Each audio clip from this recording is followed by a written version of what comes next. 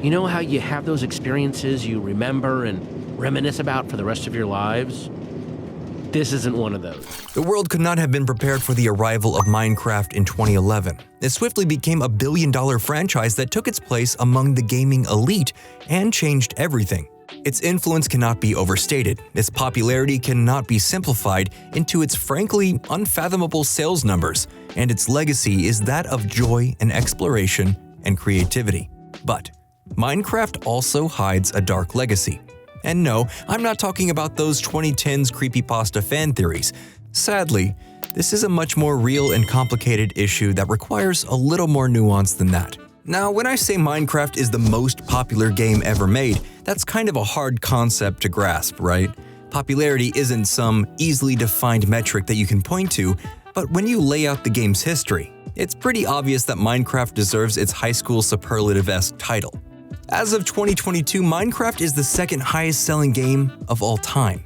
We're not talking franchises or series here, just single standalone games, and Minecraft outshines nearly all of them with an impressive 238 million copies sold. The only game to outsell it is, strangely, another game conceived around the placement of blocks, Tetris, which, need I remind you, originally came out in 1984 and has been released on pretty much every gaming system that's ever existed. So, yeah, you could say Minecraft is popular. At its peak in the first few years after release, you couldn't log into YouTube without being bombarded with Minecraft Let's Plays, fan theories, and parody songs. The game was getting mainstream news coverage, other games were referencing it, and it seemed like the whole world was playing. Not even real life was safe. Minecraft merch was absolutely everywhere. And even today, an estimated 3.6 million people still play Minecraft every day. That's around 2 million more active players per day than Final Fantasy XIV. The game launched the careers of several YouTubers and streamers that are still around today, and it popularized this pixelated, low-poly sandbox survival game subgenre that is still absurdly popular today. It even created a few of its own subgenres within the game. And of course, Minecraft's creator essentially became video game royalty, both in the sense that he was exceedingly popular among fans and outrageously, unbelievably wealthy. Seeing just how massive the Minecraft brand has become since its release almost a decade ago, it's hard to believe that it was created by a single man. Swedish game designer Marcus Passion, aka Notch. Notch started work on Minecraft by essentially trying to clone a game called Infiniminer. He quickly cobbled together enough of a game to call it an alpha in May of 2009. Only a month later, he was charging about $13 for this alpha version, and people were buying it. At the time, Notch still had a day job, but by May of the following year, he was making enough money off this blocky rough draft of a game to be able to quit. He shifted his focus entirely to Minecraft and his newly minted game dev company, Mojang Studios. By early 2011, Minecraft had moved from its alpha stage into its beta and had already made an estimated $33 million by word of mouth alone. And on November 18, 2011, the game was officially and fully released. Less than a year later, it was the 6th highest-selling PC game of all time and had broken Xbox Live sales records. At this point, Notch was making bank off a game he had built in his spare time that was based on the shell of another game he didn't even own. He had become a multi-millionaire in the span of just a few years, and a mini celebrity basically overnight. It's enough to make anyone's head spin. But Notch seemed to be taking it in stride. He would often pop up online like a regular dude to talk about how weird he found all of this, and fans loved it. At the time, the overwhelming vibe of the gaming community was that Notch was just a chill guy who made an incredible game and got really lucky. And that luck was compounded by 2014 when Microsoft bought out Minecraft and Mojang for a ridiculous $2.5 billion. So now this multimillionaire had become a billionaire. Spin-offs were immediately in the works, the merch only ramped up, and the original Minecraft would see several updates under Microsoft's management. The game was everywhere, but Notch was mostly silent. It was assumed that he was just living his best billionaire life, going on vacations and working on his next big game. This was Notch, after all. The man had created a genuine gaming phenomenon during his off hours. There was no telling what he could do with some real money and time.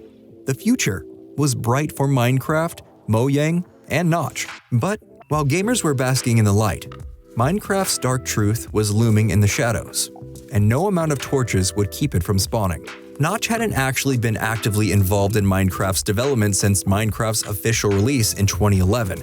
Instead, he had passed the lead designer role to Jens Bergensten, so he could focus on Mojang's next big game away from the public eye. And the pressure to perform was immense. All the goodwill that Minecraft had built up meant that following it up with something even better would have been next to impossible. And sadly, that turned out to be the case. Anything Mojang came out with that wasn't Minecraft related was largely ignored, and Notch in particular was striking out hard. All his post-Minecraft releases were either small experimental games, not meant for wide release, or unfinished projects that remain in permanent alpha and beta stages. None of it has been particularly good, and as time goes on, the expectation for something great only grows.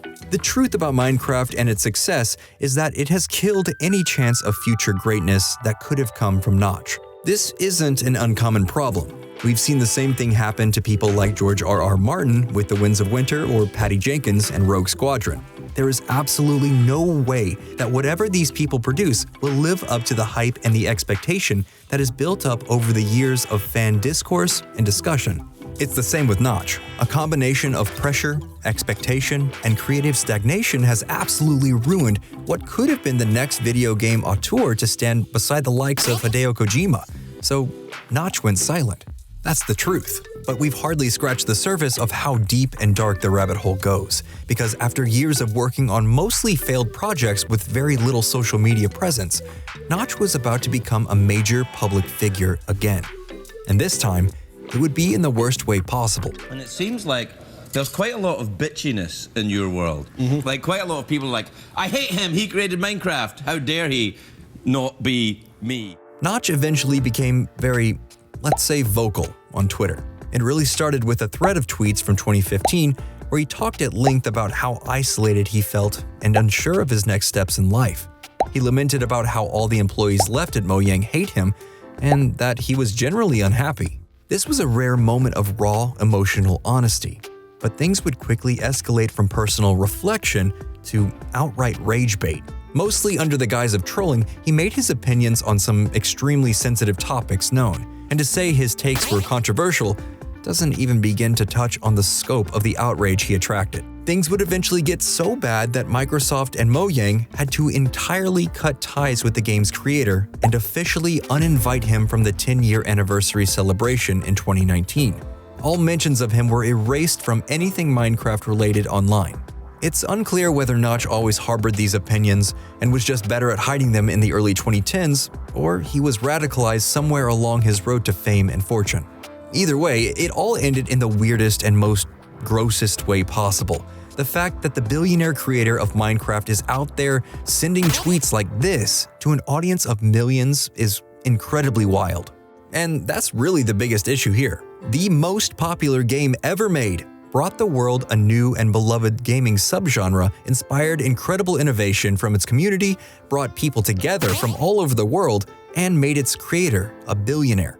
But living under the shadow of Minecraft's success also hobbled any chance its creator or dev company had of making anything great ever again. It isolated its creator and, perhaps worst of all, indirectly provided a platform for dangerous misinformation. All of this ugliness ultimately leaves us as players with a choice. Do we continue playing a game that both created and destroyed a career? And do we support the game's creator even if their views are reprehensible? Separating art from artists has become quite a hot topic in light of some recent events both in and outside of the gaming sphere, and the response to each of these events will vary on a case-by-case and person-by-person basis. This issue with Notch is deserving of no less nuance, and there's no perfect answer. Notch hasn't been actively involved with Minecraft's development in over a decade, and he hasn't profited from it financially since he sold the game to Microsoft. So playing or buying anything that comes from the Minecraft franchise isn't directly supporting Notch. But that doesn't change the fact that his name will forever be tied, rightfully, to the Minecraft IP, no matter how hard Microsoft tries to scrub it from existence. But that name now carries a lot of baggage in the form of a creative burnout, loneliness, and bigotry. It's a tragic story with a messy and uncertain end, and that will always be part of Minecraft's legacy, which is what makes it the dark truth behind the most popular game ever made. That's all I have for this one, everyone. Thanks for watching to the very end. Please like and subscribe if you like the content, and I'll see you on the next one.